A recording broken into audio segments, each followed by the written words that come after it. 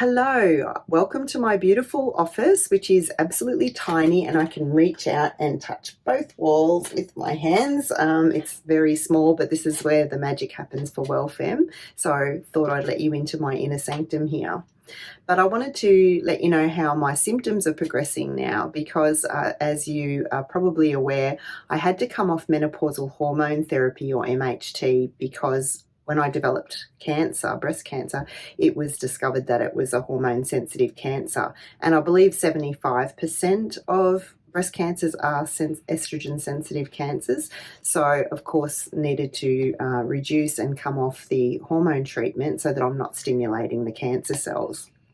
So pretty quickly dropped down in dose. I was on a higher dose estrogen patch, and I cut that in half immediately and sort of did that for a while, and then after a while swapped to tibolone, which is a low dose menopausal hormone therapy that theoretically doesn't have quite so stimulating effects on cancer cells, but unfortunately still not safe to use after breast cancer because their studies have shown that it does increase recurrence rates. But anyway, as I gradually wean myself down off hormonal treatment, I was really expecting that I was going to get quite a lot of hot flushes at that point.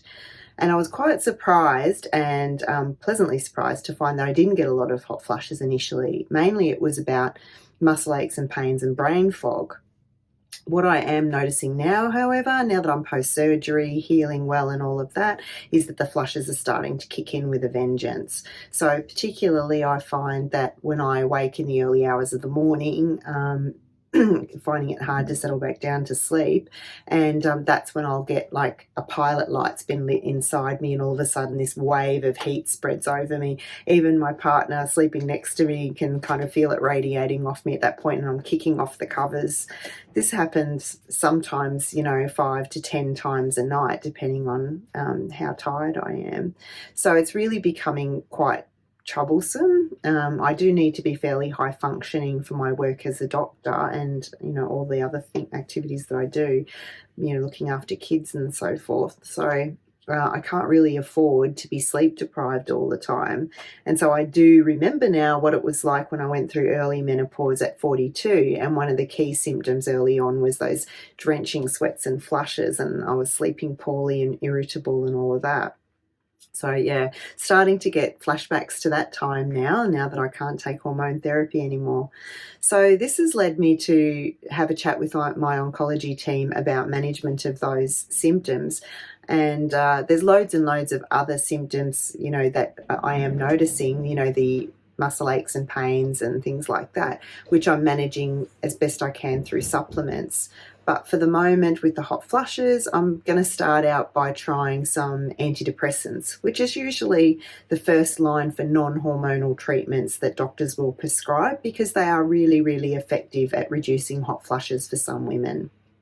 When I was at the Menopause Congress last week, in fact, they popped up a slide which I found really good and took a photo of it immediately, which was listing all the top tiered investigated different SSRIs and SNRI antidepressants and what their effectiveness for hot flushes is, as well as the side effect profile.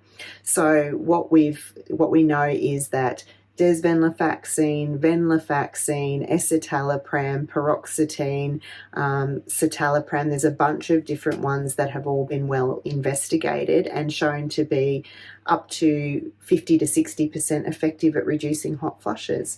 Now, if you're somebody who's suffering from really terrible drenching sweats all the time, that reduction can be life-changing and just be enough to help you get decent sleep. So that's where I'm starting. I've particularly singled out escitalopram to try because, this might be an overshare, but I actually did try an antidepressant early on when I first developed hot flushes and things in my 40s, and it really messed with sexual function quite a lot, and I didn't like that. So I'm trying something else, which is escitalopram, which apparently doesn't have such bad effects on sexual function. So I have been started on 5 milligrams a day, which I'm taking in the morning, and this is a half of the 10 milligram tablet. Now, what the doctors have told me is that I can increase that by 5 milligrams every couple of weeks if I'm tolerating it okay, and we take that up as high as potentially 20 milligrams, which would be 2 tablets, depending on whether I'm noticing an impact on my flushes or not. So that's my start point. Number one, I'm going to manage the symptoms as best I can.